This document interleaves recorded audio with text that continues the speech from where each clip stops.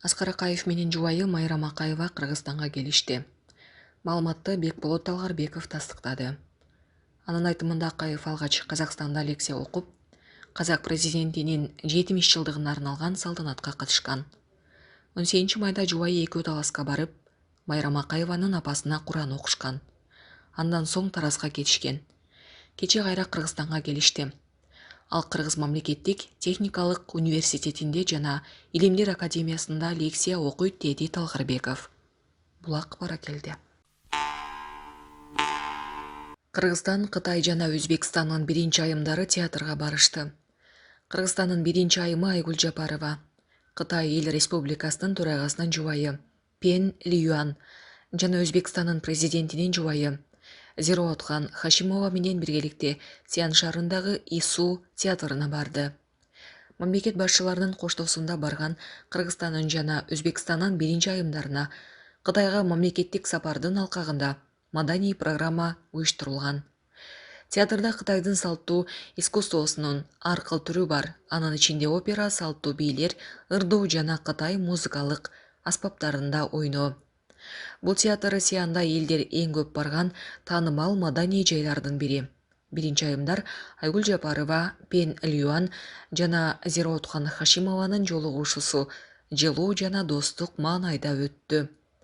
Ошол эле жерде Айгүл Жапарова Кытайдын жана Өзбекстандын биринчи айымдары менен биргеликте Тин операсынын үзүнүсүн көрдү. Булак Кабаретова. Оштог аэропорттун шыбынан суу шаркырап агып жаткан видео тараган. Окуя качан болгону айтылды.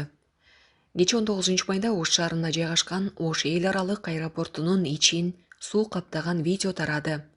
Жергиликтүү тургундардын айтымында катуу жаандан улам аэропорттун кире беришиндеги Ош эл аралык аэропорту деген жазуу да кулап калган. Ал эми аэропорттун басма сөз кызматы интернетке тараган видео өткөн жылы тартылганын билдирди. Күтүү залында былтыр суу агып, ал толугу менен оңдоодон өткөн. Былтыркы видеолор тарап жатат. Быйыл да кошумча курулма курулду эле. Ошол жерден суу акты. Ал 1 сааттын ичинде эле калыбына келтирилди деп айтылат маалыматта. Булак турмуш кежи. Токтогулдун тургуну 10 мөшөк баңгизат менен кармалды. Токтогул районундагы үйлөрдөн биринен 62,4 килограмм баңгизат сакталган жашыруун жай табылды. Бул тууралуу Ички иштер министрлигинен билдирди. Маалыматка ылайык, кылмышка шектүү жаран баңгизат салынган, баштыктарды үйдүн короосуна көмүп койгону аныкталган. Издөөчү иттердин жардамы менен кинологдордун катышуусунда жарандын турак жайына тинтүү иштери жүргүзүлдү. Натыйжада аталган үйдүн короосунан жерге көмүлгөн 10 мөшөк табылып, анда жалпы салмагы 71 килограмм 268 граммды түзгөн кара куурайдын өзгөчө жыты бар кургатылган чөптектөө заттар табылды деп айтылат маалыматта. Аталган факты боюнча кылмыш жаза кодексинин баңгизат каражаттарын, психотроптук заттарды жана алардын аналогдарын сатып өткөрүү максатында мыйзамсыз даярдоо боюнча кылмыш иши козголгон. Шектүү убактылуу кармоочу жайга киргизилип, учурда тергөө амалдары улантылып жатканы кошумчаланды. Булак Суперкежи.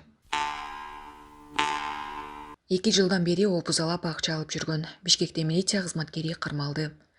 Бишкекте салондун ээсин опузалап, пара алып келген деген чек менен милиция кызматкери кармалды.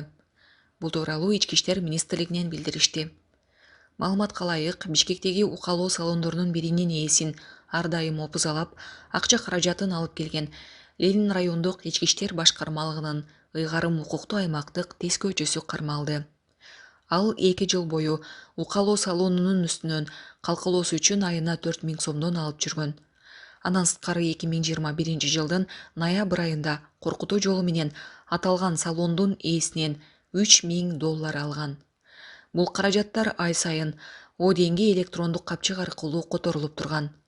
Ал терминалдардын биринен 5000 сом акча алып жатканда кармалды деп айтылат маалыматта.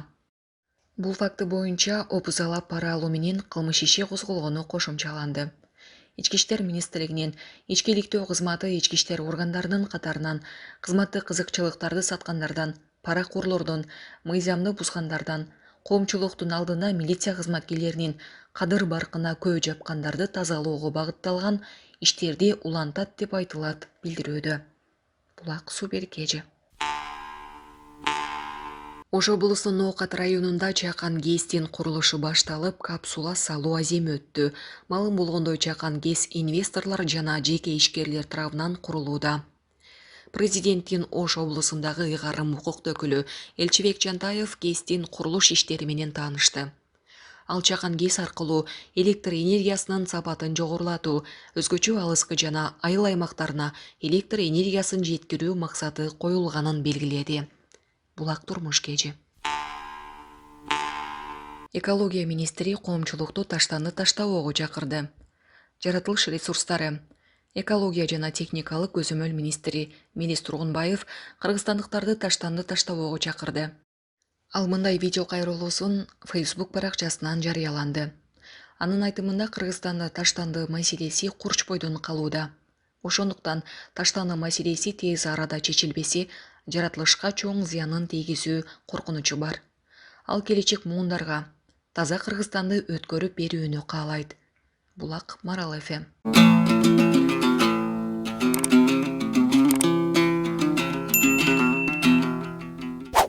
Суу ташкындап, Сох, Кан, Зардалы жолунун аймагы бузулган. Баткен менен Соктун делегациясы чек арада жолугушту. Баткен районунун жана Өзбекстандын Сох районунун акимдери жолугушту. Бул тууралуу Баткен райондук мамлекеттик администрациясынын басма сөз кызматы билдирди.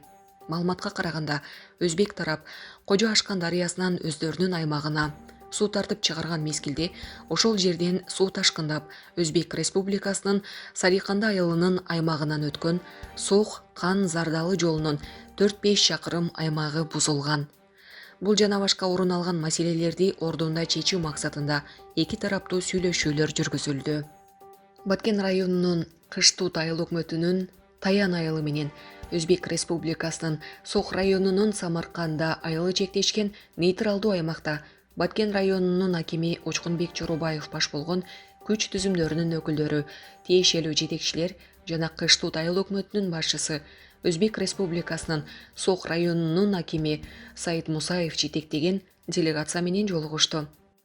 Анда эки тарап чек аралаш аймактарда коомдук саясий абалды туруктуу кармоо, чек ара аймактарда чыр-чатактардын жана кылмыштуулуктун алдын алуу, болтурбоо, чарбалык, ирригациялык жана эки элдин ортосунда ынтымакты бекемдөө, алаканы күчөтүү, эки тараптуу маданий иш-чараларды өткөрүү маселелерди карап, кеңири сүйлөшүүлөрдү жүргүзүштү.